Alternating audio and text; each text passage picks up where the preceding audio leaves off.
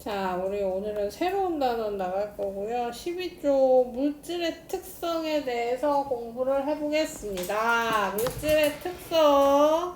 자, 우리 일단 물질의 특성 하기 전에요. 겉보기 성질부터 배울 겁니다. 겉보기 성질은요, 뭐 하는 거냐면 사람의 감각기관을 이용하여 알아볼 수 있는 물질의 성질을 겉보기 성질이라고 합니다. 감각기관. 감각기관 하면요, 우리 사람의 감각기관 얘기하는 거예요. 인간 감각기관. 그러니까 우리 감각기관이 뭐냐면 뭘로 얘기해야 되지? 시각. 감각기관은 당연히 눈이죠. 우리 감각기관이니까, 그쵸? 하여튼 시각, 후각, 미각, 이런 것들 등등. 이렇게 사람의 감각기관을 이용해서 하는 것들을 겉보기 성질이라고 합니다. 시각, 후각, 미각도 뭐 있냐? 촉각 있고요. 그쵸? 그치, 청각. 네, 청각으로 구별이 안 될 것 같고요. 하여튼 그래서 여기도 청각 빼고 나오죠. 색깔, 냄새, 맛, 굵기, 촉감 이런 것들이 겉보기 성질의 예가 됩니다. 무슨 예냐면 우리 물과 무색의 식초는 둘 다 투명하지만 우리가 맛을 보면 아니면 냄새를 맡으면 구별할 수 있잖아요. 이렇게 물질을 구별할 수 있게 된다는 거죠. 그 다음 설탕이랑 소금은 봤을 때는 둘 다 흰색 가루지만 맛을 보거나 촉감, 만져보면 결정이 다르기 때문에 구별할 수 있다. 이것도 물질의 성질이 되는 겁니다. 그래서 우리가 사람의 감각기관을 이용하여 구별하는 성질을 겉보기 성질이라고 합니다. 겉보기 성질 기억하시고 우리 오늘 배울 건 물질의 특성이에요. 우리 단원 이름이기도 합니다. 물질의 특성. 별표 하나 쳐주시고요. 물질의 성질 중 양에 따라 달라지지 않는 그 물질만이 고유한 성질을 물질의 특성이라고 합니다.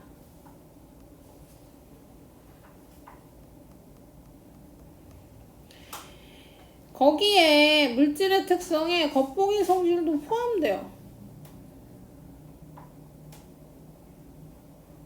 왜 포함시키는지 잘 모르겠어요. 봐봐, 여기 뭐라고 써있냐면 겉보기 성질만으로 물질을 구별할 수 없는 경우 물질의 특성을 이용한 물질을 구별할 수 있다고 나오죠. 겉보기 성질만으로는 물질을 구별하기 어려워요. 하지만 물질의 특성이 될 수 있다고 나오죠. 자, 어쨌든 그래서 무슨 얘기인지 이제 또 설명을 해보겠습니다. 자, 물질의 특성이라는 건 양에 따라 달라지면 안 돼. 그리고 그 물질만의 고유한 성질이기 때문에 이것만 있으면 얘를 구별할 수 있다 라는 게 물질의 특성입니다. 그러니까 뭐 예를 들면 이런 거예요. 내가 비커에 어떤 투명한 액체 A, B를 담았어요. 얘는 A고 얘는 B예요. 근데 투명해. 그래서 우리가 눈으로는 구별할 수가 없어. 그래서 내가 조건을 줬어요. 얘는 질량이 100g이고 얘는 질량이 뭐 70이야. 얘 구별할 수 있나? 구별할 수 없습니다. 양 가지고는 구별할 수 없어요. 어떤 물질이 100g 있던 80g 있던 뭐 둘 다 물일 수도 있는 거죠. 그쵸? A, B가 둘 다 물이어도 질량 180 담을 수 있는 거고 하나는 식초고 하나는 물이어도 담을 수 있는 거고 하나 에탄올이고 하나 물이어도 180은 뭐 상관없죠. 그쵸? 그렇기 때문에 양에 따라 달라지는 애들은 모두 물질의 특성이 아닙니다. 그러니까 여기 나온 질량, 무게, 길이, 넓이, 부피 뭐 어쨌든 저쨌든 양이 많아지면 늘어나고 양이 줄어들면 적어지는 숫자를 가진 애들은 모두 물질의 특성이 아니에요. 그리고 온도도 물질의 특성이 아닙니다. 온도는 당연히 가열하면 높아지고 냉각하면 차가워지는 거기 때문에 이걸로 물질을 구별할 수 없어요. 그쵸? 물질 특성이 아닙니다. 그럼 여기에 이런 걸 쓰면 구별할 수 있을까요? 얘는 끓는 점이 100도고 얘는 끓는 점이 78도예요. 그럼 일단 얘네 둘이 같은 물질이 아니라는 건 확인이 되고요. 끓는 점 100도인 거 우리 뭔지 알잖아요. 그쵸? A는 뭐예요 그럼? 물이 되는 겁니다. 물. B는 사실 에탄올이었어요. 그러면 끓는 점 물질의 특성이 되는 거예요. 우리가 끓는 점이 100도인 게 물이고 78도인 게 에탄올인 것만 알면 저걸로 물질 구별할 수 있으니까. 그쵸? 그리고 사실 얘네는 냄새 맡으면 냄새로도 구별이 가능하죠. 특히 에탄올 같은 경우에는 우리가 특유의 냄새가 나니까요. 알코올입니다, 알코올. 손소독제 냄새나 에탄올. 그러니까 소주나 손소독제나 에탄올이나 다 똑같은 냄새가 나는 거. 다 에탄올 들어가 있어서요. 자, 그래서 어쨌든 이런 것이 물질의 특성이다 라고 얘기하는 겁니다. 그래서 다시 한번 얘기하지만 양에 따라 달라지는 애들은 안 돼요. 양에 따라 달라지지 않는 그 물질만이 가지고 있는 고유한 성질이 물질의 특성이다. 그래서 여기 밀도, 끓는 점, 녹는 점, 어는 점 요게도 나오죠? 이걸 다 배울 거예요. 자, 그리고 몇 가지 물질의 특성이 나오는데요. 뭐 금은 노란색 광택을 띠고 다양한 모양을 만들기 쉽고, 헬륨은 공기보다 가벼워 밀도에 떠오르고, 설탕은 물에 저으면 녹아서 물에 섞이고요. 자, 공기보다 가벼워 위에 떠오르는 건 밀도 얘기죠. 밀도. 헬륨의 밀도 얘기입니다. 그러니까 밀도로 구별할 수 있는 거고요. 노란색 광택을 띠고 다양한 모양을 만들기 쉽고, 노란색 광택을 띠고는 우리가 뭐 겉보기 성질로 볼 수 있는 거니까 물에죠 녹아서. 자, 넘어갈게요. 이거는 그래서 우리 정확하게 과학적으로 얘기할 수 있는 밀도, 물질의 특성 중 첫 번째 밀도에 대한 공부를 하겠습니다. 아주 명확하게 구할 수 있는 거죠. 계산할 수 있는 겁니다. 자, 그래서 밀도를 배우려고 신나게 밀도 얘기를 했는데 부피부터 나오죠. 왜냐하면 밀도는 부피분의 질량이에요. 그래서 부피부터 공부하는 겁니다. 자, 우리가 아까 양에 따라 달라지는 애들은 모두 물질 특성이 될 수 없어요 라고 했잖아요. 그러니까 질량도 아까 다 물질 특성 아니라고 했고요. 그러면 이렇게 생각한 거죠. 그럼 질량으로 비교하려면 뭐를 맞춰야 돼요? 양을 맞추는 거지. 똑같은 양, 똑같은 부피당 질량을 구하면 물질 특성이 되지 않을까라고 생각한 겁니다. 그래서 계산을 하는 거고요. 그래서 부피분의 질량이 밀도입니다. 단위 면적당의 질량. 쉽게 생각하면 그냥 밀도는 이렇게 생각하시면 돼요. 우리가 뭐 당연히 과학적으로는 계산하셔서 부피분의 질량으로 구해야 되지만 일상생활에서 밀도 생각할 때 이렇게 생각하면 돼요. 입자의 빽빽한 정도라고 생각하면 됩니다. 입자가 빽빽하게 구성되어 있으면 구성되어 있을수록 밀도가 큰 거고, 입자가 듬성듬성하게 있을수록 밀도가 작은 거예요. 그래서 우리 고체, 액체, 기체 배웠던 거 생각하면 입자가 고체가 더 빽빽하고 기체로 갈수록 사이가 멀어져서 듬성듬성해졌잖아요. 그래서 대부분의 물질은 기체가 밀도가 제일 작고 고체로 갈수록 밀도가 크고, 그 다음에 우리 쇠공이랑 스펀지랑 생각해봐도 되죠. 쇠공이랑 스펀지랑 입자 누가 더 빽빽하겠어요? 그치? 쇠공이 밀도가 크고 스펀지 밀도가 작고, 이런 식으로 개념 잡으시면 됩니다. 우리는 계산할 거라서요. 정확하게 계산할 거라서요. 일단 부피부터 얘기를 할 겁니다. 부피는 물질들이 상태에 관계없이 차지하고 있는 공간의 크기를 부피라고 합니다. 부피는 차지하고 있는 공간의 크기예요. 공간. 그 자체를 얘기하는 거고요. 단위는 여러 가지죠. 요렇게. 세제곱미터, 세제곱 센티미터도 있고 밀리리터, 리터도 있어요. 그게 왜 이렇게 나뉘냐면요. 일단 모양이 규칙적인 애들은 계산하면 되죠. 우리 직육면체든 정육면체든 명확하게 정확하게 모양을 가진 애들은 가로 곱하기 세로 곱하기 높이니까 세제곱으로 단위가 나오는 거고, 그쵸? 그 다음에 모양이 불규칙한 애들은 우리가 자로 재서 계산할 수 없으니까 어떻게 할 거냐면요.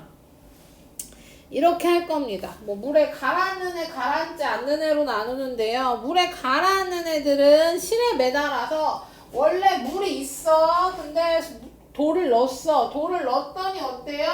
물의 양이 늘었어. 왜 늘었겠어요? 내가 차지하고 있는 공간만큼 물을 밀어낸 거예요. 원래 물에서 내가 들어갔으니까.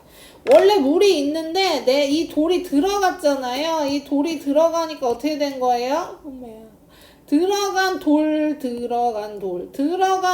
공간만큼 물을 밀어내서 물이 올라온 거야.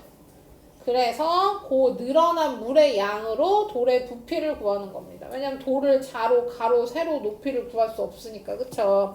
물에 뜨는 애는 철사로 집어넣어서 꾹 눌러서 얇은 철사여야겠죠. 철사가 차지하고 있는 공간은 최대한 안 나오게 얇은 철사로 눌러서 잠기게 한 다음에 늘어난 물의 양. 그러니까 똑같죠. 늘어난 물의 부피가 곧 넣은 고체의 부피입니다.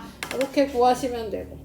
그 다음에 액체 부피 측정할 때는 눈금 실린더나 피펫 등 요렇게 도구가 필요하죠. 그래서 여기서는 단위가 리터, 밀리리터가 나오게 되는 겁니다. 그래서 평평한 바닥에 눈금 실린더를 놓고 부피 측정할 액체를 넣고 숫자를 읽으시면 됩니다. 이건 당연히 여기도 똑같죠. 여기서도 눈금 실린더에 눈금을 읽어야 되고 여기서도 읽어야 되는데 이때 방법이 중요하니까 한번 봅시다. 보시면 물을 담았어요. 물을 지금 담았는데 물을 담은 거 보니까 눈금이 물을 담으면 물이 이렇게 안 담겨. 실제로 눈금 실린더에 담기면 물이 평평하지가 않고요. 살짝 이렇게 돼 있어요. 이렇게. 여기서 여기 그려진 대로 요렇게 돼서 표면 장력 때문에 얘가 요렇게 끝이 올라갑니다. 이 끝이 올라간 부분을 읽으면 안 돼요. 우리 제일 많이 차지하고 있는 공간에 눈금 맞춰서 읽으셔야 됩니다. 그 다음에 눈높이를 맞춰야 돼요. 일자로. 내려다보거나 올려다보면 정확하게 눈금을 읽을 수 없기 때문에 요 평평한 곳이랑 눈 이렇게 평면으로 맞춰갖고 나란하게 이렇게 재야 정확하게 될 수 있다. 그래서 이렇게 눈금을 읽으시면 되죠. 눈금을 못 읽을 것까지는 않고. 기체 부피도 측정할 수 있는데요. 기체 부피는 기체가 담겨있는 용기의 부피가 곧 그 기체의 부피인데 그 부피를 모르면 어떻게 하면 돼요? 물론 물에 녹으면 안 되겠지만 물에 녹지 않는 기체면 이렇게 거꾸로 시험관 거꾸로 올려가지고 여기 시험관에 물이 가득 찬 채로 뒤집어 그 다음에 이렇게 기체 채우면 기체가 여기 차면서 물을 밀어내니까 요 기체 요 눈금을 읽으시면 됩니다. 뭐 밀어난 액체의 부피를 측정해서 구해도 된대요. 뭐 상관없죠. 그래서 어쨌든 요만큼의 눈금을 측정하시면 기체의 부피 측정할 수 있는 거지. 그래서 여러 가지 부피를 지금 측정해 보았어요. 자, 그 다음 이제 질량을 구하겠습니다. 질량. 우리 1학년 때 뭘 배우냐면요. 질량이랑 무게랑 다른 걸 배워요. 동원 배웠고. 몸무게. 자, 우리가 보통 일반적으로 몸무게가 몇이에요? 라고 물어보면 60kg이에요. 이렇게 대답하잖아요. 근데 그게 사실 틀리다라는 겁니다. 우리 일상생활에서는 그게 틀리긴 하지만 구별을 명확하게 하지 않아도 되기 때문에 그냥 이렇게 같이 쓰는데 과학에서는 단위가 틀렸어요. 그래서 무게 단위는 뉴턴이고요. 질량의 단위가 킬로그램입니다. 우리 잘못 쓰고 있었어. 자, 질량은 물질의 고유한 양이고요. 무게는 중력의 크기예요. 그러니까 무게는 중력을 숫자로 나타낸 게 무게라고 생각하시면 되고 질량은 이 덩어리 자체 양을 단위 붙여서 나타낸 게 질량이라고 생각하시면 돼요. 그래서 우리 1학년 때 배울 때 어떻게 배우냐면요. 우리 달로 가. 지구에서 측정하고 달로 가. 왜냐면 달에선 중력이 6분의 1로 줄어들거든요. 그럼 여기서 잰 무게보다 달에서 잰 무게는 6분의 1로 줄어드는 거예요. 그러니까 여기서 600N이었으면 달로 가면 100N이 되는 겁니다. 중력에 따라 달라지는 거죠. 당연하죠. 무게는 중력의 크기, 정의가 중력의 크기니까, 그치? 하지만 질량은 아닙니다. 질량은 덩어리 양이라 그랬잖아요. 그러니까 이 양이 변하지 않는 한 질량이 변하지 않아요. 그러니까 내가 여기서 60kg이라면 달에서도 60kg인 거죠. 내 팔 하나 정도 날아가지 않은 이상 그대로 가면 그대로 60kg. 그래서 변하지 않습니다. 변하지 않습니다. 안 써도 되는데 빈칸 나와서 하나 쓸게요.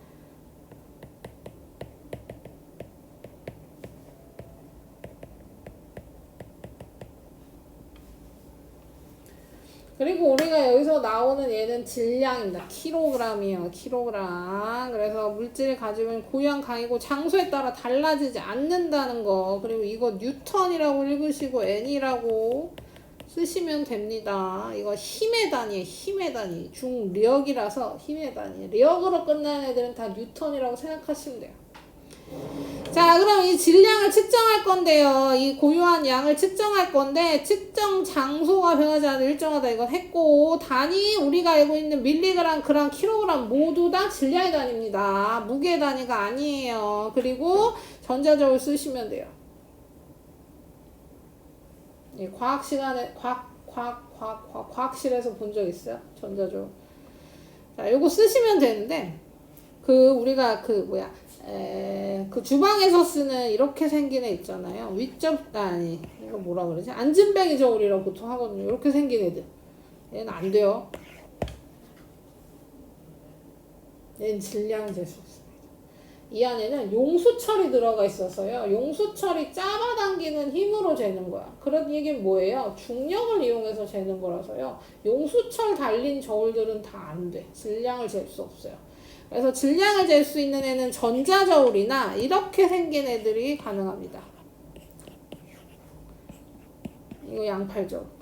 그 다음에 이렇게 생긴 애도 있어요.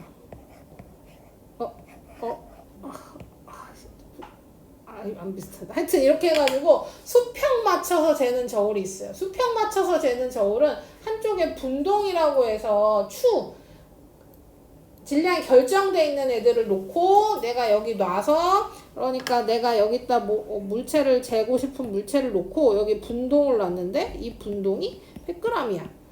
근데 얘랑 수평을 이뤘어. 그러면 이 물체는 100g 이렇게 재는 거예요. 이렇게 수평 맞춰서 재는 겁니다. 얘는 달에 가도 100g이지. 그쵸? 왜냐면 둘 다 똑같이 가벼워졌을 때. 그쵸? 이 수평이 달라지지 않는 거지. 그래서 어디 가서든지 무조건 100g 될 겁니다. 그쵸? 그래서 어쨌든 그렇게 재는 거고, 우리 이제 그 전자저울 사용해서 재면 됩니다. 그래서 수평 맞추고, 그러니까 평평한 곳에 놓고 수평 맞춰서 전원을 킨 다음에 0점을 맞춰요. 0점을 맞출 겁니다. 그 다음 측정하면 돼요. 뭐 이거야 뭐 다 알죠? 자, 그래서 이렇게 재고 나면 우리가 이제 밀도를 잴 수 있는 거죠. 밀도하기 위해서 지금 부피랑 질량 한 거예요.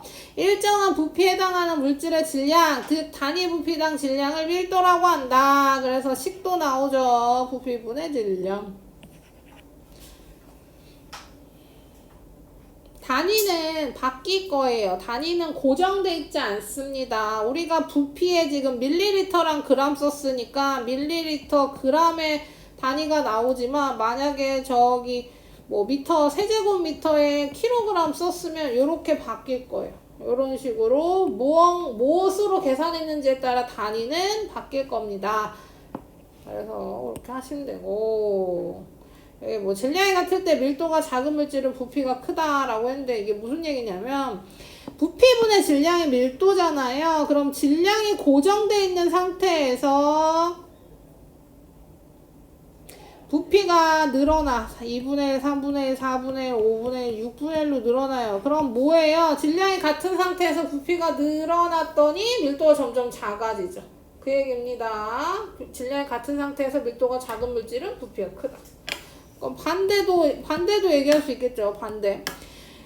부피가 같아. 부피가 같은데 질량이 커요. 2, 3, 4, 5, 6 해서 1분의 2, 1분의 3, 1분의 4, 1분의 1, 5, 1분의 6. 그럼 점점 늘어나죠. 그러면 밀도가 크다는 얘기는 부피가 같을 때 질량도 크다는 얘기다. 이렇게 할 수 있어요. 요거는 생각해보면 풀 수 있죠. 그래서 계산을 할 건데요. 이제 계산 문제가 많이 나올 겁니다. 우리 일단 식은 완벽하게 암기하시고, 그쵸? 식 어렵지 않으니까.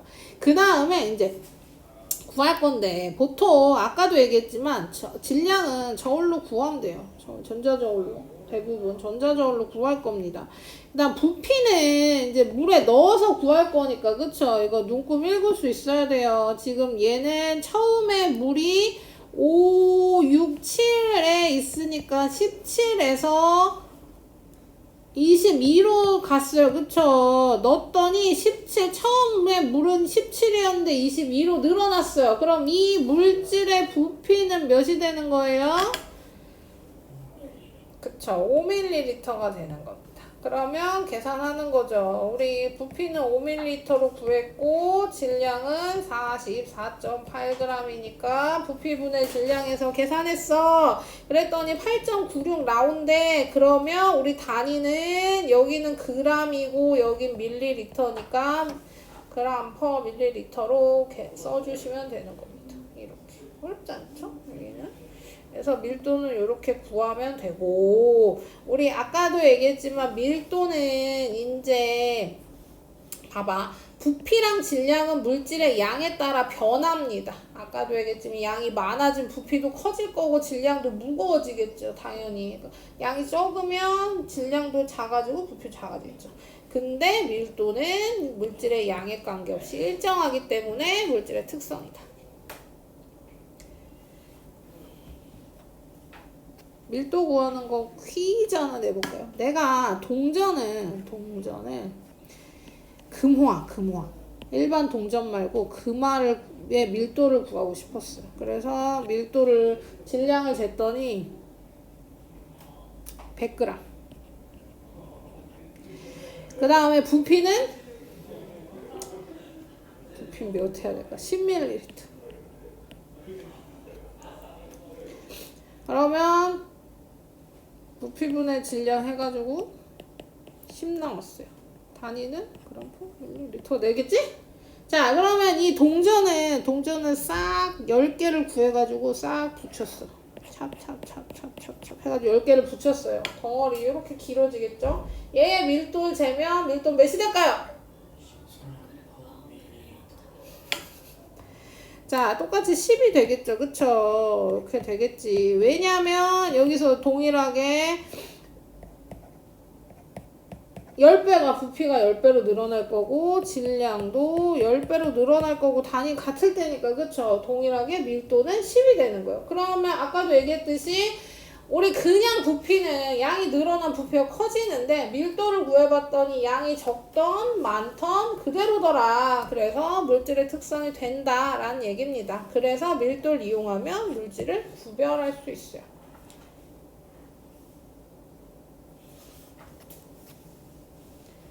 자, 그 다음에 밀도는 또 큰 특징이 하나 있는데요. 그 큰 특징이 뭐냐면 밀도가 큰 물질은 아래로 가라앉고 밀도가 작은 물질은 위로 뜹니다. 이거 되게 큰 특징이에요. 문제도 많이 나오고. 지금 그림에서 보시면 돌, 글리세린, 물, 플라스틱, 식용유, 나무가 있는데요. 얘네 한꺼번에 넣어놨죠. 여기서 누가 제일 밀도가 크겠습니까? 그쵸? 제일 밑에 깔아앉아 있는 돌이 제일 큰 거고 저기 위에 식용유보다 위에 떠있는 나무가 밀도가 제일 작은 거야. 플라스틱은 물보다 밀도가 작고 식용유보다 밀도가 커서 이 중간에 이렇게 떠있게 되는 겁니다. 그쵸? 그래서 밀도 큰 애, 작은 애 보시면 되고요. 그래서 우리 헬륨 풍선은 위로 뜨잖아요. 그게 공기보다 밀도가 작아서 그렇습니다. 헬륨 풍선은 밀도가 작아서 헬륨 풍선 밀도 위로 뜨고요. 이산화탄소 넣은 공기 이산화탄소만 안 넣어도 우리가 그냥 날숨으로만 불어도 이산화탄소 좀 늘어나가지고 공기 중에 가라앉죠. 그쵸? 그래서 그런 식으로 무조건 아니고 대부분 밀도가 큰 애들은 가라앉고 밀도가 작은 애들 뜬다. 이렇게 기억하시면 되고요. 그 다음에 여러 가지 물질의 밀도도 나오네요.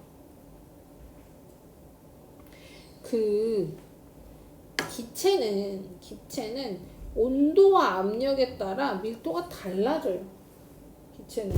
왜냐면 온도가 높아지면 기체 부피가 막 커지잖아요. 커진다고 배웠잖아요. 그럼 부피가 점점 커지니까 밀도도 점점 작아지죠. 그쵸?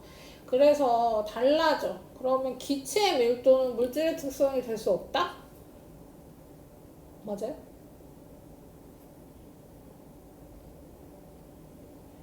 아닙니다. 물질의 특성 될 수 있어요. 그래서 온도와 압력을 함께 표시해서 기체의 경우 쓰면 우리 물질의 특성 될 수 있어요. 왜냐면 뭐라고 해야 되지?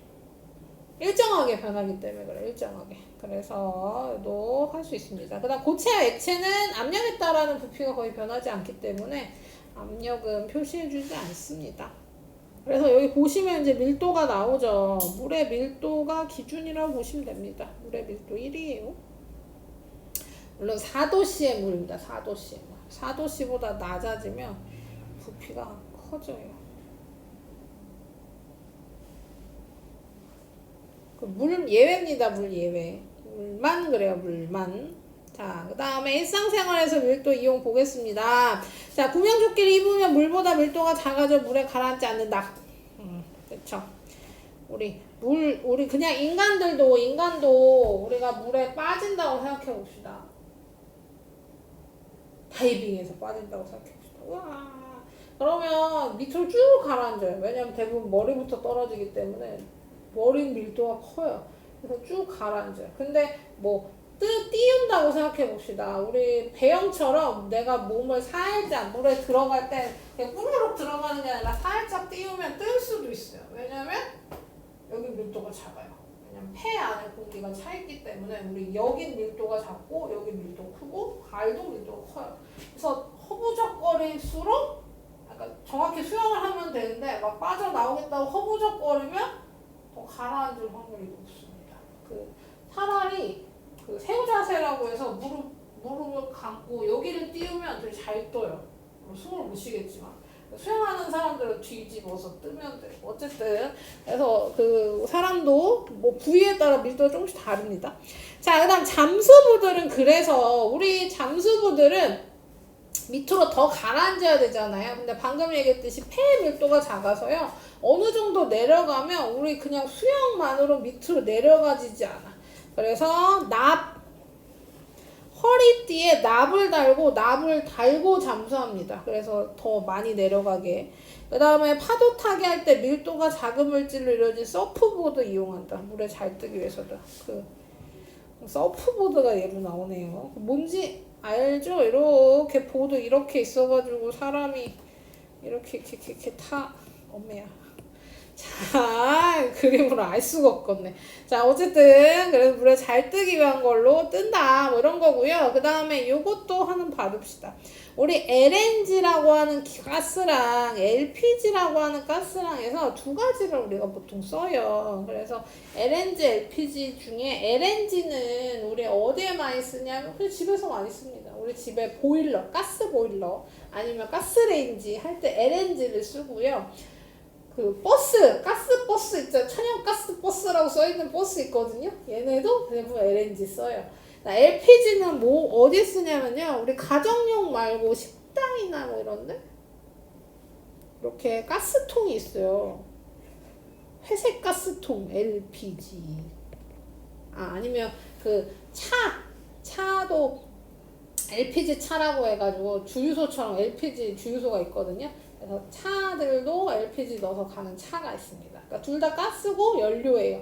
근데 우리가 가정에서는 LNG를 많이 쓰고 얘네는 공기보다 밀도가 작습니다. 그러니까 뜨는 거지.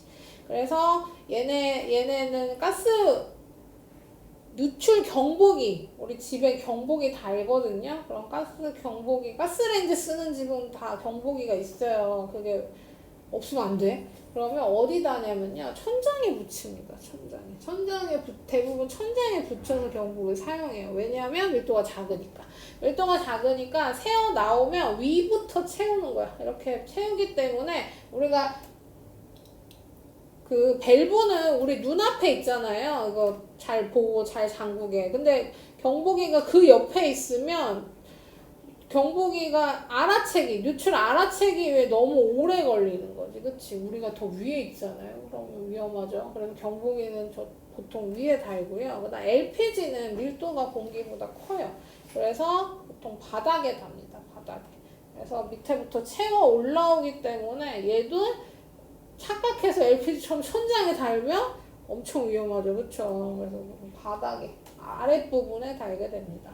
그리고 우리 캠핑 같은 거 많이 가니까 캠핑 갈 때도 경보기 달아야 돼요.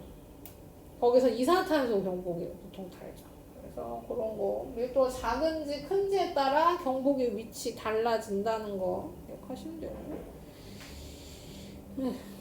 터집니다. 터져. 이거 유출돼서 불 붙으면 터져. 올해인가? 작년인가? 하여튼 얼마 안 됐어요. 여름에 유출 사고가 있었습니다. 그래서 LNG인지 LPG였을 거야. 왜냐면 그 그러니까 사람이 이제 다 나간 상가 공사를 하기 위해서 공사 인부들이 들어왔는데 냄새가 나는 거야. 가스 냄새가 나는 거야. 이 가스 냄새도 원래 안 나는데 일부러 넣은 겁니다. 왜냐하면 누출될 때 사람이 냄새로 인식하라고 냄새가 없는데 일부러 사람이 맡을 수 있는 냄새를 넣은 거예요. 냄새가 났어. 아, 가스가 유출됐나 보다. 그럼 문을 탁 열고 환기를 시킨 다음에 충분한 시간이 지나서 공사를 했으면 될 텐데 이 사람들이 창문을 열자마자 뭘 했냐면 담배를 폈어. 실제로 폭발 사고가 있었어요. 창문 닫게 사고가 있었습니다. 그래서 내가 LPG 거라고 예상하는 게 왜 그러냐면 LPG는 창문을 연다고 해서 잘 나가지 않아요. 왜냐면 밑에 깔리니까. 그쵸? 창문이 보통 이렇게 중간쯤에 있잖아요. 그러니까 이거 열어놔도 밑에 깔린 애들이 남아 있었겠죠. 그쵸? 그리고 LNG였어도 문을 열자마자 싹 다 나갈 리가 없겠죠. 그래서 만약에 가스가 유출되면 문을 열고 시간이 충분히 환기를 시킨 다음에 불을 써야 돼요. 창문 여는 것도 사실 조심하긴 해야 돼요. 오래된 창문이면 이거 열다가 불꽃 튀어가지고 사고 나기도 하긴 하거든요. 근데 그거는 진짜 엄청 예외적인 일이고 어쨌든 그래서 그렇습니다. 자, 밀도 얘기해봤고요. 끓는 점, 녹는 점은 8쪽부터 볼게요. 우리 밀도 구하는 실험도 똑같이 나왔네요. 그쵸? 이번엔 뭐 했냐면 서로 다른 정육면체 모양의 알루미늄 조각이랑 철 조각이랑 각각 측정했어요. 그러니까 큰 거, 작은 거, 큰 거, 작은 거. 그래서 얘는 정확하게 정육면체여가지고 이제 부피를 계산하셨나봐요. 자, 길이 계산해서 부피. 정육면체니까 하나만 재면 되죠? 그래서 가로, 세로, 높이 해가지고 질량은 저울로 구했어요. 그래서 큰 알루미늄, 큰 조각, 작은 조각, 철, 큰 조각, 작은 조각, 질량, 부피.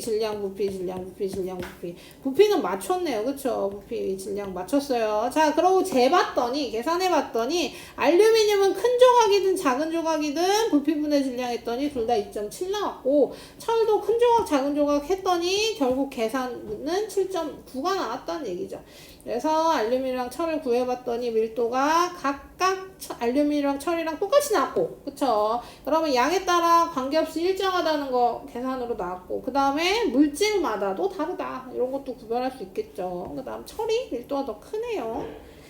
이렇게 구할 수 있고, 물 밀도 구하는 건 쉽죠. 물 밀도는 눈금 실린더에다가 눈금 실린더 올려놓고 0점 맞춘 다음에 물 넣으면 물의 질량 구할 수 있고, 눈금 실린더 눈금 읽으면 물의 부피 구할 수 있으니까. 그래서 했더니 얘는 항상 1로 일정하더라 라는 얘기고요. 그 다음에 넘교소 20도.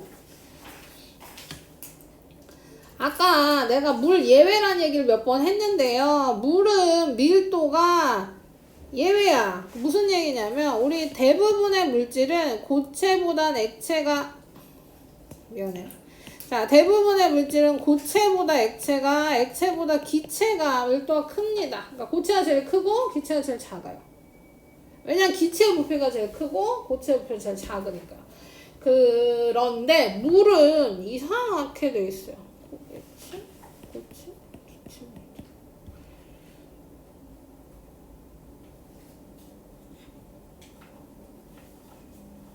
그러니까 봐봐. 우리가 용광로라고 생각해 봅시다. 용광로가 철을 녹여놓은 물이 있는 곳이잖아요. 철물이 있는 곳이잖아요. 거기 내가 이만한 철을 던져. 그럼 철이 꾸르르르 가라앉을 거란 말이야. 고체가 밀도가 크니까 맨 밑으로. 근데 물에다가 내가 얼음을 넣어. 그럼 어떻게 돼요? 얼음이 꾸르르 가라앉을 리 없죠. 물은 얼음 위에 얼음이 물에 뜰 거 아니에요. 그럼 뭐예요? 고체인 얼음이 물보다 밀도가 작다는 얘기입니다. 그래서 액체보다 고체 밀도가 작은 예외적인 아이가 물이라는 거고요.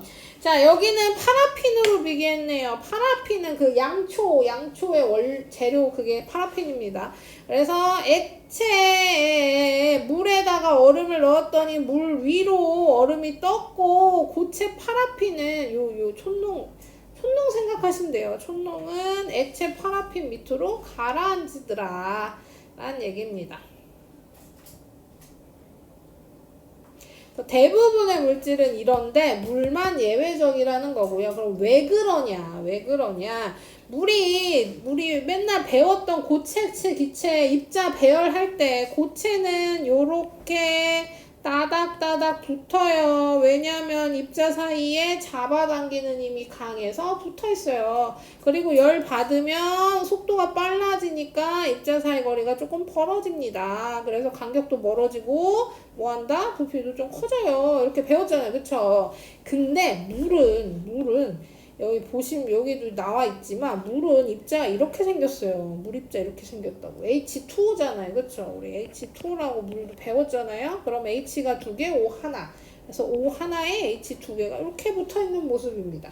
그러면 원래대로 하면 고체는 얘네들이 이렇게 따닥따닥 붙어야 되는데 이렇게 안 붙고 얘네는 특이하게 요렇게 다리가 요렇게 붙습니다. 그러면서 이 안에 빈 공간을 만들어요. 여기가 비어 있어요. 육각형의 빈 공간을 만듭니다. 그럼 이 공간만큼 부피가 커지는 거죠. 그래서 액체보다 고체 부피가 더 커요. 밀도가 더 작아요. 그래서 얼음이 위에 떠요. 이렇게 되는 겁니다. 그래서 여기 나오죠. 물 입자들이 육각형 구조를 이루면서 빈 공간이 많이 생김으로 부피가 늘어난다. 그 기준이 4도예요. 아까 그 표에서 물 4도라고 나왔잖아요. 밀도 1에 물 4도라고 가로치고 나왔거든요. 이게 1기압에서 얼음을 가열하면 0도씨에서 물로 상태 변화 일어나는데 이때 얼음이 녹으면서 부피 급격히 감소하고 밀도 급격히 증가합니다. 그래서 4도씨 될 때까지 밀도가 증가하다가 4도씨 이후에 밀도가 감소해요. 그래서 물의 밀도는 4도씨에서 최대. 이때 물의 부피는 최소가 된다.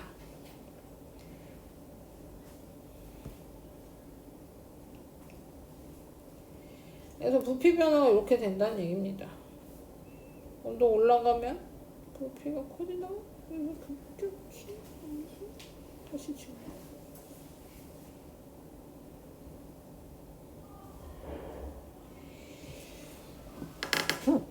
그 이유가 얘 때문, 요 상태 때문이라는 거죠. 액체, 입자 사이가 간격이 좁아질 때, 붙을 때, 요렇게 붙는 게 아니라, 이렇게 육각형 구조를 이루면서, 빈 공간이 생기면서 붙는 구조를 갖기 때문에, 얘네들은 부피가 커지더라, 라는 얘기입니다. 그래서 물 예외인 것도 얘기했고, 그럼 우리 18쪽 풀고,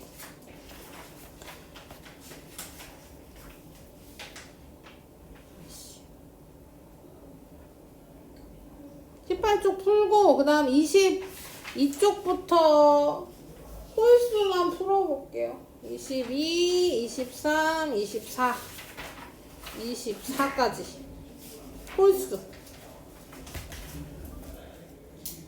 자, 18조에 1번 보시면 위 탐구를 통해 알 수 있는 사실에 대한 설명으로 옳지 않은 거, 틀린 거 찾으래요. 18쪽이 아닌데? 자, 위 탐구에 대한 설명 옳은 거, 옳지 않은 거. 큰 알루미늄 조각은 작은 철 조각보다 밀도가 크다. 이거는 뭐 보시면 되지만 여기 알루미늄 2.7이고 7.9니까 X. 큰 알루미늄 조각이든 작은 알루미늄 조각이든 철보다 밀도가 작습니다. 부피를 비교하면 알루미늄처럼 구별할 수 없죠. 왜냐면 여기 부피는 다 다르니까요. 그쵸? 여기 보시면 부피는 그러니까 방금 얘기한 거 똑같죠. 알루미늄의 큰 조각 이거 부피 아니야. 알루미늄 큰 조각의 부피는 8이고 철의 작은 조각의 부피는 1이지만 밀도는 알루미늄 작다는 거. 그래서 구별할 수 없어요. 자, 같은 부피일 때 금속 조각의 질량은 철이 알루미늄보다 크다. 이게 맞죠? O. 자, 그 다음에 알맞은 값을 쓰래요. 지금 액체 A와 고체 B에 대한 자료인데요. 지금 요게 나와 있으니까 뭐 해서 구해서, 그쵸? 부피분의 질량을 구해서 나온 값과 여기서 기억분의 15의 값이 같아야 된다. 이렇게 구하시면 되죠. 그래서 기억은 그대로 15고 니은은 20이 되는 겁니다. 맞았죠? 넘겼어. 1번부터 보겠습니다. 물질의 특성에 대한 설명으로 옳지 않은 거. 그 물질만이 가지고 있는 고양 성질이다. 맞고요. 서로 다른 물질을 구별하는데 이용되고 종류 같으면 양에 관계없이 항상 일정한 것도 맞고 색깔, 맛, 촉감 등 겉보기 성질 물질의 특성이 될 수 있다고 했습니다. 그리고 길이, 넓이는 물질의 종류에 따라 다르므로 물질의 특성이 아니다. 길이, 넓이는 물질의 종류에 따라도 다르고 양에 따라도 다르고 물질의 특성 될 수 없어요. 그래서 1번에 5번이 되는 거고요. 3번에 설탕이랑 소금이네요. 구별할 수 있는 방법을 2개 고르래요. 2개. 맛을 보면 구별할 수 있겠죠. 그 다음 색깔은 똑같으니까 구별이 안 되고 질량도 양에 따라 달라지는 질량과 부피는 측정이 안 된다 그랬습니다. 그래서 녹는 점 배우진 않았지만 녹는 점 이용하면 구별할 수 있어요. 1번, 5번. 앞에서 책에서는 만져보는 거 나왔는데 그쵸? 녹는 점이 나왔네요. 1번, 5번. 그 다음 5번. A의 밀도를 구하기 위해 측정한 값이래요. 밀도를 구해봅시다. 밀도는 부피분의 질량. 그쵸? 부피분의 질량 써놓고. 자, 부피는 나와 있으니까 16 쓰면 되고, 질량이 뭐가 나왔냐면요. 액체 밀도니까 담는 용기가 있어야 될 거 아니에요. 그래서 용기의 부피가 용기의 질량이 나왔어요. 그럼 뭐 하면 돼요? 빼면 되죠. 액체 A가 담긴 눈금 실린더에서 B 눈금 실린더 빼가지고 구하시면 되겠죠. 그래서 16분의 12인겨. 계산하면 0.75 나왔어요? 좋아요. 7번. 자, 요번에는 정육면체 모양 금속 A 조각과 B 조각의 밀도를 측정하는 것이다. 단 금속 조각 모서리 길이가 B가 A의 2배래요. 그래서 쟀더니 A 질량은 7.9가 나왔고 B는 84가 나왔어.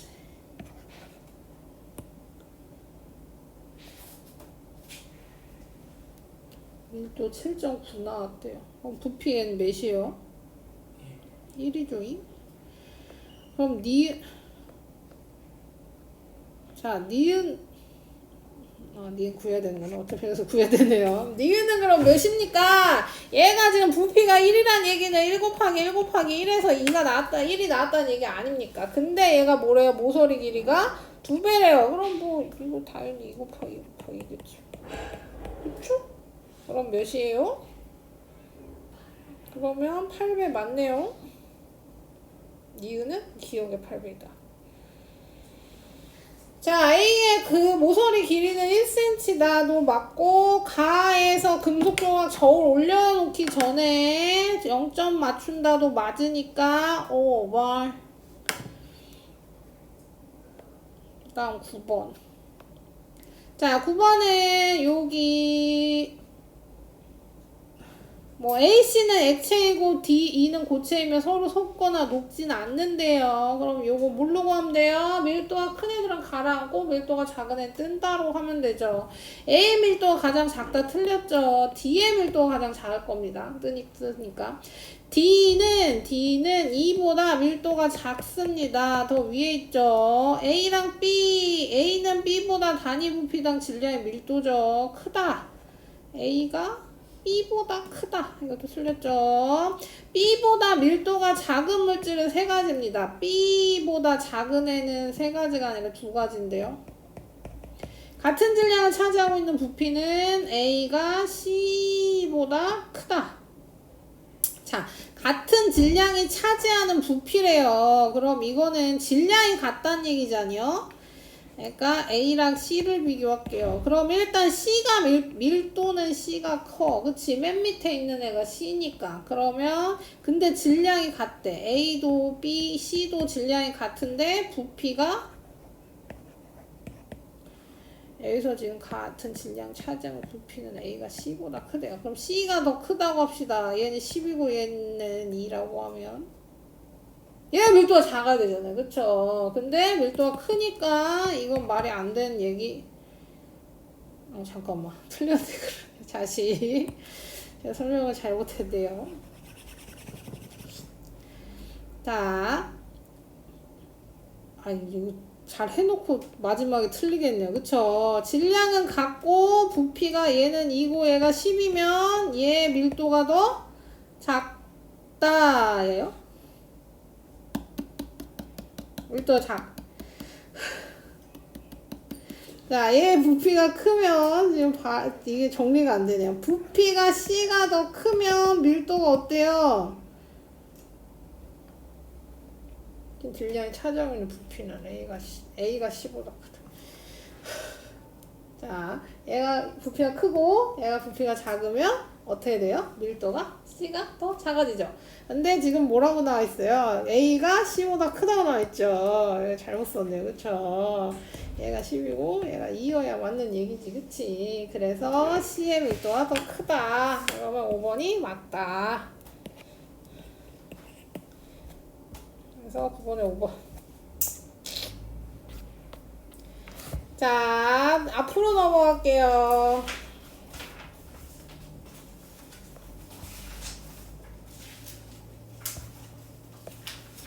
힘 6점. 끓는 점, 녹는 점 하겠습니다. 얘네도 물질의 특성이에요.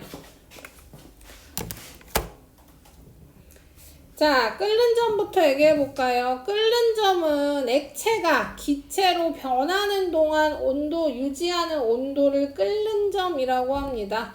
여기 액체가 끓어 기체로 상태 변화하는 동안에 온도 일정이 유지되는데 이때 온도를 끓는 점이라고 한다. 그러니까 물로 예시를 들으면 물의 끓는 점은 100도죠. 그러니까 물을 가열하면 계속 물이에요. 99도까지 물이죠. 그러다 100도가 되는 순간 액체가 기체로 변하고 액체가 기체로 변하는 동안에는 온도가 일정하다는 얘기입니다. 온도 일정하다가 완전히 기체로 변하면 그땐 다시 온도가 올라간다는 얘기입니다. 우리가 물을 끓일 때 라면 1개 끓일 분량이랑 라면 5개 끓일 분량의 냄비라고 생각해봐요. 물 차이가 꽤 난단 말이죠. 그걸 똑같은 가열 장치에다 똑같이 가열했어요. 열량이 똑같다는 얘기입니다. 똑같이 가열하면 분량이 작은 라면 하나 끓인 분량의 물이 먼저 끓고 그 다음에 얘는 오래 시간이 지나서 나중에 끓을 거예요. 그래도 온도는 둘 다 100도에서 끓을 거란 얘기입니다. 그리고 착각하는 게 뭐가 있냐면요. 그런 느낌이 있어요. 봐봐. 내가 5분 동안 끓였어. 5분 그 음식을 하는데 음식을 하려고 물을 끓이는데 5분을 끓였어. 끓기 시작했어요. 그럼 얘 100도잖아요. 그쵸? 근데 내가 끓여서 1시간을 끓였어. 그럼 막 온도가 더 올라갈 것 같지만 그래도 100도란 얘기입니다. 5분을 끓이든 100분을 끓이든 똑같이 100도에서 끓는 거예요. 물론 물이 좀 줄어들었긴 하겠죠? 1시간을 끓이면 그런다고 온도가 올라가는 건 아니다. 그래서 보시면 이런 그래프가 나오게 되는 겁니다. 네, 감사합니다. 자, 보시면 여기서 20도에서 같이 물을 끓였는데 하나는 물이 10ml고 하나는 20ml였을 때 어떻게 된다는 얘기입니까? 물 10ml가 더 가열 시간이 짧아. 더 빨리 끓기 시작했고 20ml를 닮았더니 더 늦게 끓기 시작했지만 결국에 둘 다 100도라는 얘기입니다. 그쵸? 100도예요. 100도. 그래서 에탄올도 똑같죠. 10도에 에탄올은 끓는 점이 78도거든요. 그래서 10ml랑 20ml랑 78도에 도달하는 시간이 달라지지 둘 다 78도라는 거죠. 그럼 여기서 양에 상관없이 똑같이 끓는 점 동일하다. 나왔네요. 그쵸?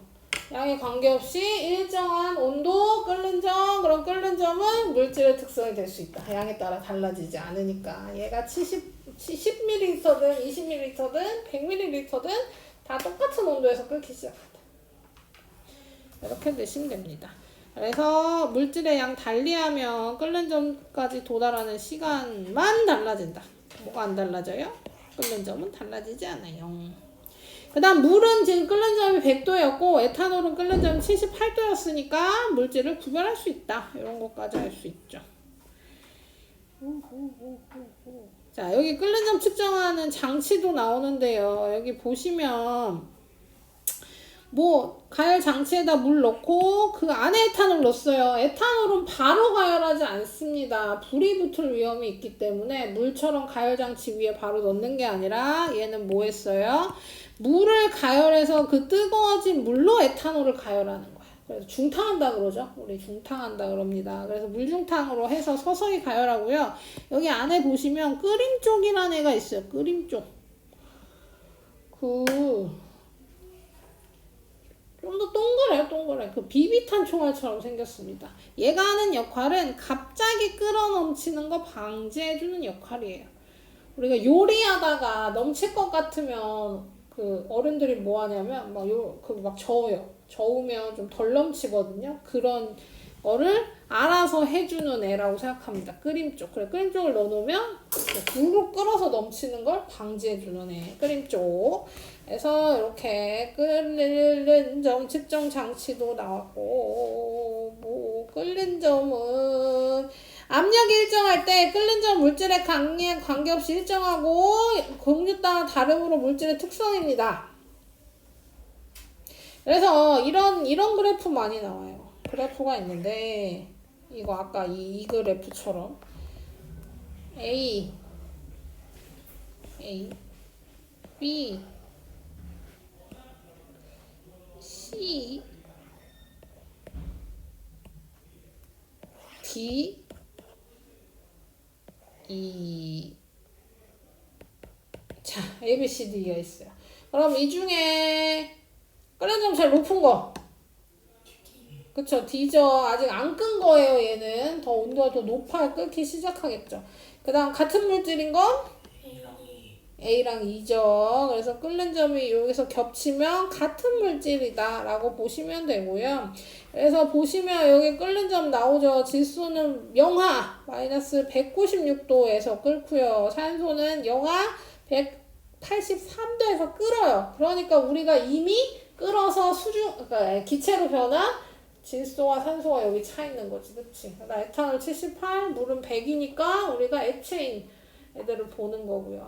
네마나트륨 구리는 끓는 점이 저기 있죠. 구리를 녹이려면 우리 온도를 2562까지 올려야 구리를 녹일 수 있는 거지. 자, 그런데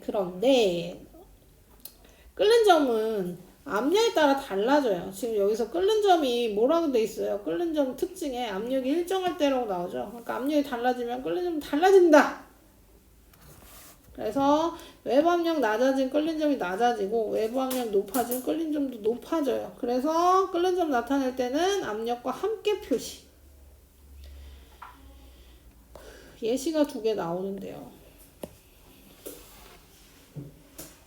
자, 제가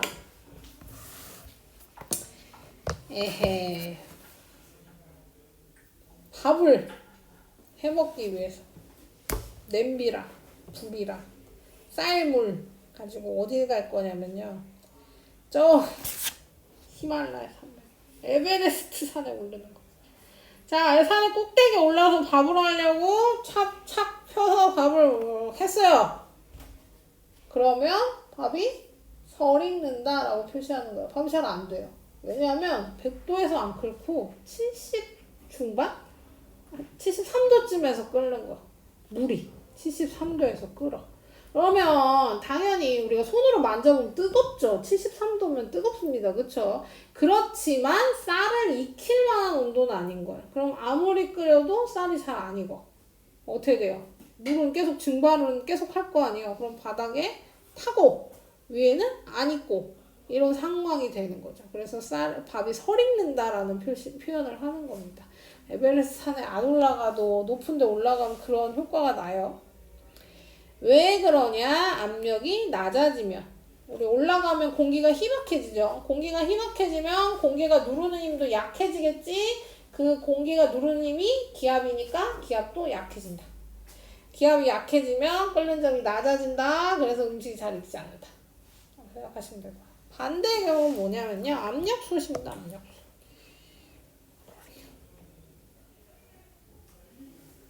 사실은 아까 그 산에 올라갈 때 그냥 냄비 말고 압력솥을 가지고 올라갔으면 밥이 더 잘 됐을 거예요. 왜 그러냐면 압력솥이랑 그냥 냄비랑 차이점이 뭐냐면요. 압력솥은 잠그는 장치가 있습니다. 잠그면 어떻게 되냐면요. 우리가 그냥 일반 냄비나 주전자 같은 데 물을 끓이면 어때요? 하얀 김, 우리가 김이라고 표현하죠. 물을 끓이면 김이 막 모락모락 나. 냄비는 뚜껑이 막 들썩들썩 하면서 막 김이 옆으로 막 나와요. 그쵸?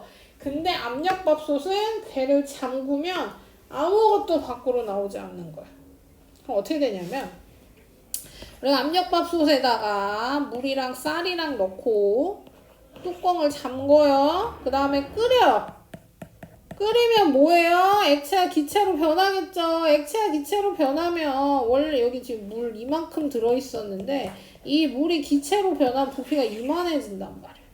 그래서 안 잠그면 다 날아가는 건데 잠궈놨잖아요. 그럼 잠가놓으면 원래 이만해졌던 애가 여기 꽉 차서 누르는 힘이 세지는 겁니다. 기압이 높아져요. 이만한 애를 이렇게 줄여놔서 압력이 엄청 커졌어요. 누르는 힘이 엄청 강해요. 그래서 끓는 점이 높아집니다. 그럼 100도에서 끓는 게 아니라 130도 이렇게 올라가요. 그러면 쌀이 더 빠르게 잘 익게 되겠죠. 그래서 우리가 압력밥솥 쓰는 거예요. 그래서 기압이 높아지면 끓는 점 높아지고 기압이 낮아지면 끓는 점 낮아진다. 이렇게 기억해 주시면 되겠습니다. 무엇입니까?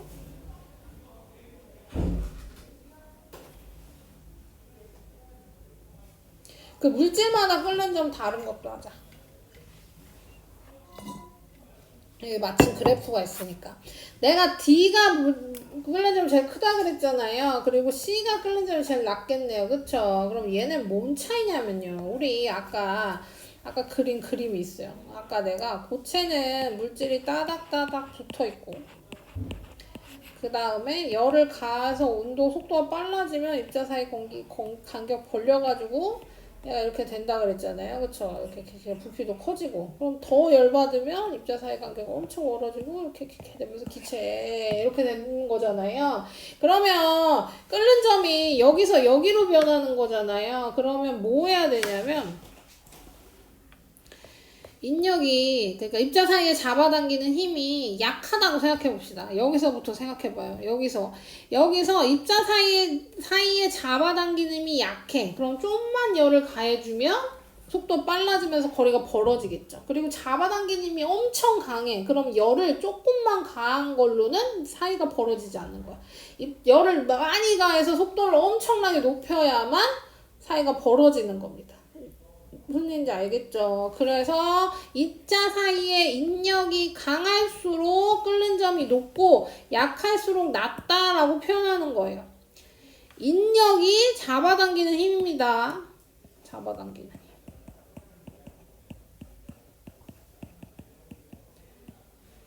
입자 사이의 잡아당김이 약하면 열을 조금만 줘도 되니까 조금만 줘도 입자 사이 간격 벌어지니까 끓는 점이 낮아지고 그 다음에 인력이 강하면 잡아당김이 세면 열을 조금만 가한다고 벌어지지 않고 많이 가해야 속도가 빨라지면서 거리가 멀어지니까 입자 사이 끓는 점이 높게 되는 겁니다.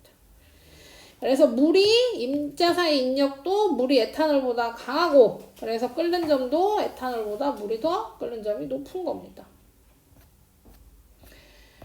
그리고 뒤에서 나오겠지만 혼합물이면 끓는 점이 높아져요.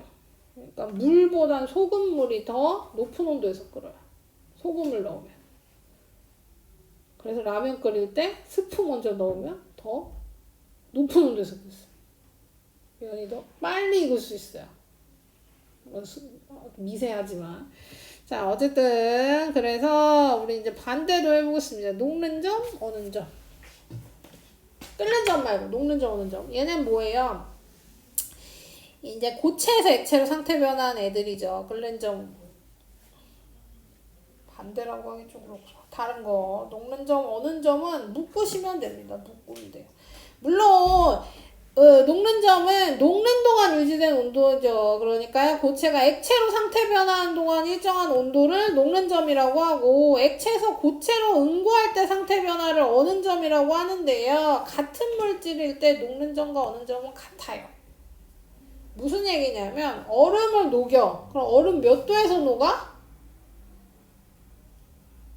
0도가 되면 녹기 시작해요. 0도가 되면 녹기 시작합니다. 영하에 그러니까 우리 냉동실이 보통 일반 냉장고의 냉동실이 영하 20도 정도 된단 말이야. 그러면 냉동실에 있는 얼음을 꺼내.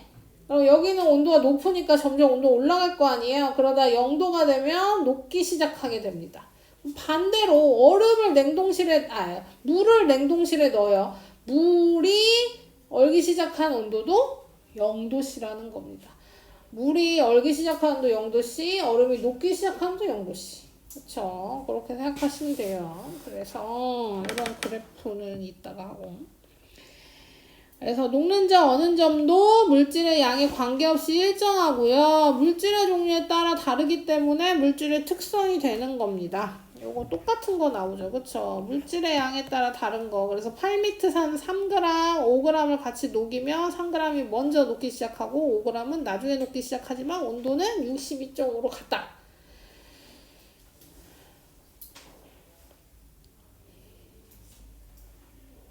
그래서 양에 따라 녹는 점, 어는 점이 달라지지 않는다. 여기 양을 같이 맞췄네요. 그쵸? 8미트산 3g이랑 얼음 3g을 맞췄지만 얼음은 0도씨에서 녹기 시작하고 8미트산은 62.5g에서 녹기 시작하고 이렇게 다르다는 거. 그래서 여기 녹는 점이 쫙 나오죠. 녹는 점.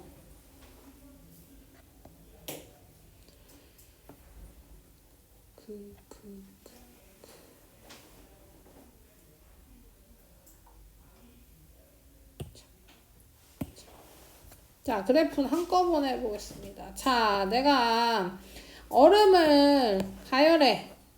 엄청 천천히 얼음을 가열했어요. 얼음 온도는 마이너스 20도.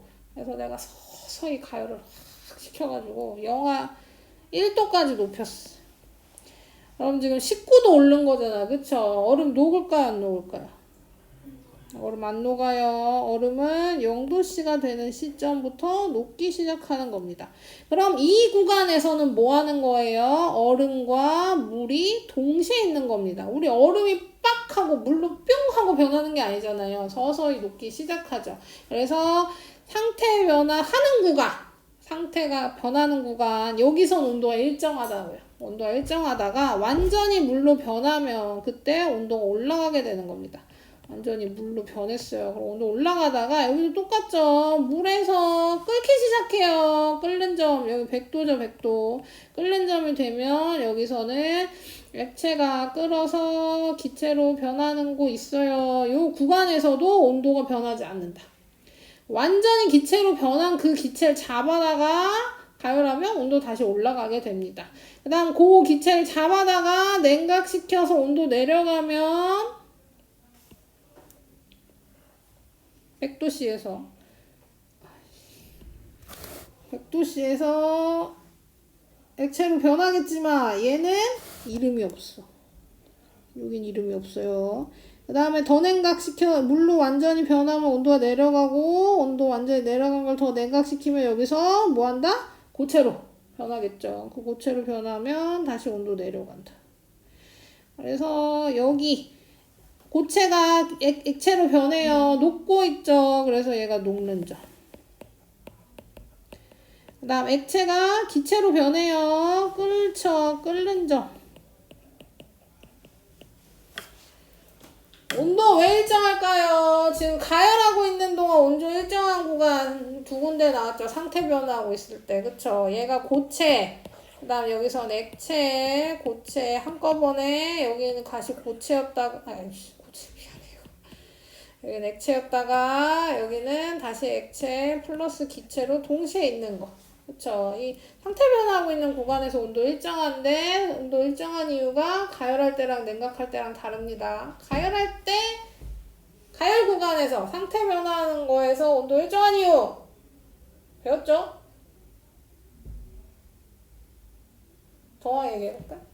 상태 변할 때는 그 열을 상태 변하는 데 사용을 했어요. 그쵸. 가열해준 열 에너지가 모두 상태 변하는 데 쓰였기 때문에 온도 일정하게 되는 거고. 자, 이제 냉각하겠습니다. 여긴 기체가 냉각해서 기체에서 액체 한꺼번에 존재할 거고 여기 액체로 바뀌어. 상태 변화. 다시 온도 내려가면 여기선 액체가 고체가 되고 여기서 고체가 되고 요 구간의 온도는 어느 점. 그래서 같은 물질이면 어느 점과 녹는 점은 같다. 이렇게. 그러면 냉각할 때도 상태 변화하는 구간에서 온도 일정하죠. 그리고 얘는 이유가 다르다 그랬습니다. 온도 일정한 이유가. 채은이가 해봐. 상태 변하면서 열 에너지를 방출해서. 그쵸. 그 방출한 열 에너지가 온도 내려가지 않게 유지시켜주기 때문에 한다 그랬어요. 다 이 내용이 이어지는 거죠. 자, 그래서 그 끓는 점, 녹는 점, 어는 점이 물질의 특성이 된다. 모두 일정하다라는 거고요. 그 다음에 요거 볼게요. 자, 요거 보시면 녹는 점, 끓는 점과 물질의 상태입니다. 그래서 보시면 요 그림만 잘 기억해 주시면 되는데요. 자, 여기 녹는 점이고 여기 끓는 점이야. 그러니까 물로 예를 들어 볼게요. 물에 녹는 점은 0도고 끓는 점은 100도예요. 그쵸? 그러면 상온에서 우리가 상온이라고 하면 그냥 일반적인 온도고요. 우리 25도가 상온, 우리나라 25도가 상온이야. 우리 25도에서는 물을 보관하면 물이 어떤 상태로 존재합니까? 액체로 존재하죠. 뭐예요? 녹는 점보다 높고 끓는 점보다 낮은 온도에서 보관하면 액체란 얘기입니다. 그럼 당연히 냉동실 영하 20도에서 보관하면 고체가 되겠죠. 그쵸? 그 다음에 100도가 넘는 환경에서 보관하면 기체가 될 겁니다. 물로 예를 들면 모르는 사람이 없어. 근데 봐봐요. 지금 책에 나와 있는데 뭐라고 나와 있냐면요. 산소가 녹는 점이 영하 219고요. 끓는 점은 영하 183도래요. 짠.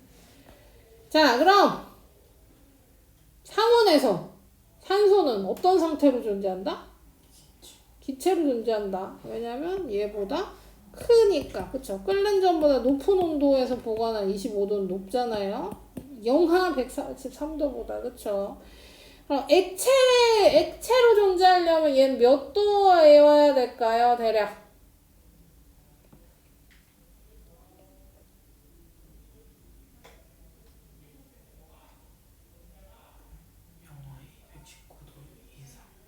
그쵸. 그래서 뭐 영하 200도 정도 되면 얘는 액체 산소로 존재할 겁니다. 그래서 실제로 이렇게 만들기도 해요. 그 영하 200도 정도로 완전히 온도 낮춘 다음에 서서히 온도 높여가지고 액체 산소랑 액체 질소를 분리하는 거야. 왜냐면 질소는 영하 196도가 끓는 점이고 얘는 산소는 183도니까 영하 200도로 냉각시키면 둘 다 액체로 되잖아요. 그 다음 서서히 온도를 높여. 그럼 질소부터 기체화돼서 질소랑 산소 분리할 수 있습니다. 이렇게 분리하는 것도 있어요. 이거 뒤에 나오는구나. 이런 걸 혼합물 분리라고 합니다. 그래서 그렇게 되고 요것도 볼까요? 녹는점 일상생활에서 이용. 녹는점이 낮은 물질을 이용한 걸로 고체 접착제랑 퓨즈 알아요? 퓨즈. 그러니까 우리가 퓨즈가 두 가지가 있는데요. 이렇게 생긴 애가 있고 그 다음에 이렇게 생긴 애가 있어. 알아도 이 그림으로 알겠나. 퓨즈가 요즘에는 많이 안 쓰는데요.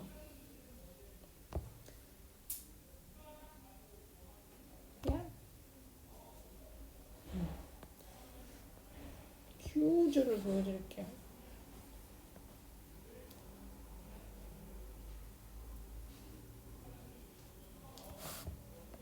이거 그린 거야, 내가 그린 거. 이거 뭔지 알겠어요? 이런 거랑 아니면 옛날에 쓰던 퓨즈가 있는데요.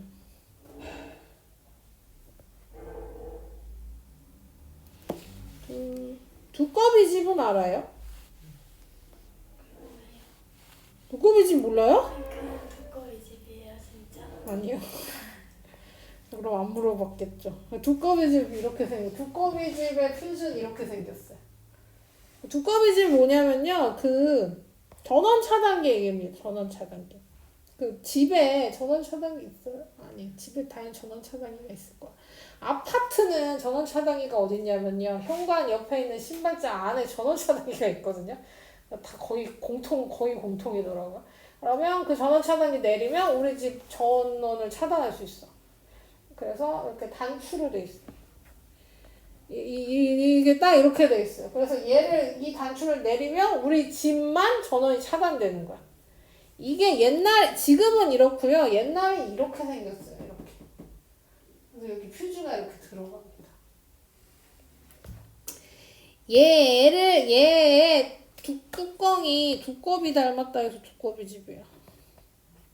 더 퍼놓은 게 없나? 그냥 두꺼비 집이요.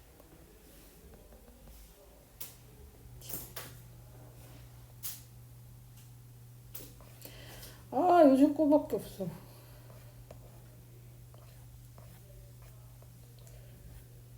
그렇습니다. 그래서 이걸 덮어놓은 뚜껑이 있는데요. 걔가 두꺼비 모양 닮았다고 해서 얘 이름이 두꺼비 집이었고, 그래서 이게 이제 발전해가지고 온 게 이런 전원 차단기. 왜냐면 여기 퓨즈가 들어가는데 옛날 퓨즈가 이렇게 생겼다고 했잖아요. 그래서 얘가 못으로 고정돼 있어요. 이렇게. 그리고 뭐 하는 거냐면요, 전원이 너무 과하게 흘려서 과하게 전류가 흐르면 온도가 높아지잖아요. 그럼 얘가 끊겨. 뚝 끊어져요. 녹아서. 뚝 끊어져요? 그럼 전기가 안 통하겠죠. 전원이 차단된 거야. 그러면 이걸 이렇게 나사 돌려가지고 퓨즈를 새 걸로 갈아야만 다시 전원이 들어오는 거야. 우리는 전원 차단기, 그러니까 뭐 예를 들어서 우리 집에서 건조기를 돌리고 있는데 저쪽에서 고데기를 하고 저기서는 전기 오븐을 돌리고 막 이런 식으로 막 갑자기 과하게 전류가 흐르면 그냥 아까 그 전원 차단기 단추가 딸깍 내려갑니다. 전원이 차단돼. 그러면 전원이 차단돼서 과하게 흐르는 전류를 다 끄고 전원을 딸깍 올리면 다시 전원이 들어와. 옛날에 두꺼비 집은 퓨즈가 녹아서 끊어져? 새 퓨즈를 갈아서 끼우고 다시 올려야 전원이 다시 들어오게 되는 거죠. 불편하긴 하지만 어쨌든 이 퓨즈가 그러니까 뭐 하는 거예요? 녹는 점이 낮은 물질로 만들어서 조금 열 가하면 끊어지게 만드는 거죠. 얘도 마찬가지입니다. 얘도 퓨즈인데요. 얘는 어디 들어가냐면 전기기구에 들어가요. 되게 조그매요. 요만합니다. 전기기구 안에 들어가는데 그 열내는 애들, 다림이라던가 뭐 드라이기, 고데기 뭐 이런 애 들어가서요. 얘도 원래 적정 온도보다 뭔가 문제가 생겨서 과하게 전류가 흘러버리면 온도가 너무 높아지면 얘가 뚝 끊어지는 거예요. 얘가 끊어지면 뭐예요? 전기가 차단되는 거죠. 그래서 온도 낮춰버리는 거예요. 얘도 갈아야 돼. 실제로 이 퓨즈가 끊어져서 안 되는 건데 고장난 줄 알고 버리는 경우도 많아요. 얘만 갈면 되는데도. 그래서 어쨌든 이런 데 쓰는 게 퓨즈입니다. 얘는 금속들을 섞어가지고 잘 녹게 만든 거야. 잘 녹게 만든 거. 그 다음 녹는 점 높은 애들은 잘 안 녹는 애들이죠. 잘 안 녹는 애들. 그 주방용 조리기구는 우리 그 불을 계속 쓰는데 더 잘 녹으면 큰일 나잖아요. 그래서 더 잘 안 녹게 만드는 애들입니다. 그러면 설명은 다 했고요. 여기도 문제 풀게요. 요거 볼까요? 19쪽.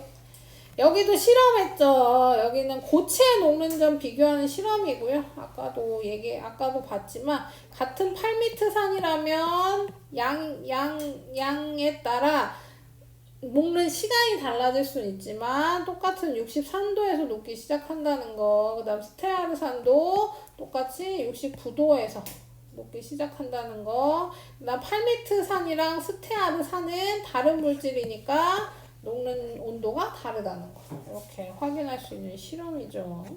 그래서 19쪽이랑 우리 아까 풀던 거를 풀 건데요.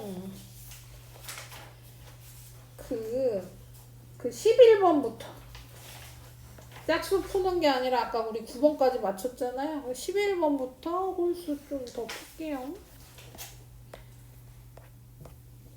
15번까지 홀수만.